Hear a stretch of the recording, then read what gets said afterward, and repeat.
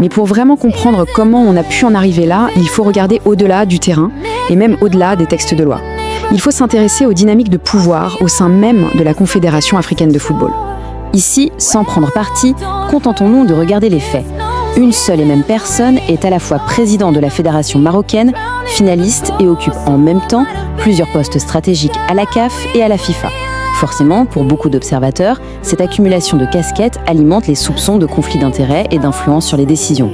Et puis, il y a cet élément qui ajoute encore plus de complexité. Selon certaines sources, les arbitres auraient eu pour consigne de ne pas mettre de carton jaune aux Sénégalais quand ils sont revenus sur le terrain. Pourquoi ? Pour sauver le spectacle et éviter que le match s'arrête pour de bon. Le problème, c'est que cette décision, peut-être pragmatique, a créé une zone grise juridique qui a été exploitée plus tard. Au-delà de toutes ces batailles juridiques, cette affaire a laissé des cicatrices profondes qui se ressentent un peu partout. Cette phrase « Venez le chercher », lancée par le défenseur sénégalais, elle est brute, elle est puissante, elle résume à elle seule tout le sentiment d'injustice et de défi qui a envahi le Sénégal.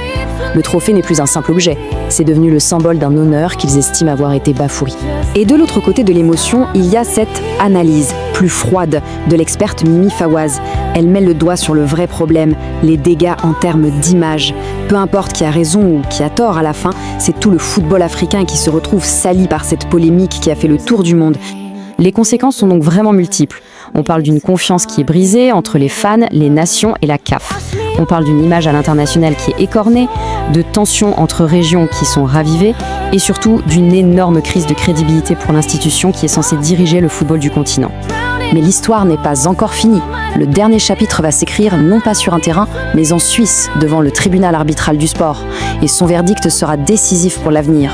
La défense du Sénégal va s'articuler autour de 3 grands axes. Le premier, c'est la validation. L'arbitre a bien sifflé la fin du match, il a signé la feuille. Le deuxième, c'est la proportionnalité. Est-ce que retirer un titre pour un arrêt de jeu de 15 minutes, ce n'est pas excessif ? Et le troisième, c'est l'égalité de traitement. Pourquoi les sanctions du Maroc ont-elles été réduites en appel alors que celles du Sénégal ont été aggravées ? Au final, on en arrive à cette question qui résume tout. Est-ce que le vrai match, le plus important, celui qui compte vraiment, ne se joue pas maintenant dans les tribunaux et les couloirs du pouvoir ? Et c'est là qu'on touche au cœur du sujet.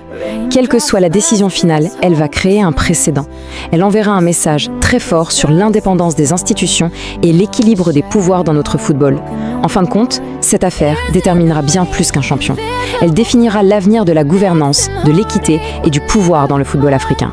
Merci d'avoir regardé la vidéo. N'oublie pas de liker, de commenter et surtout de t'abonner pour ne rien manquer. Ensemble, construisons une Afrique qui raconte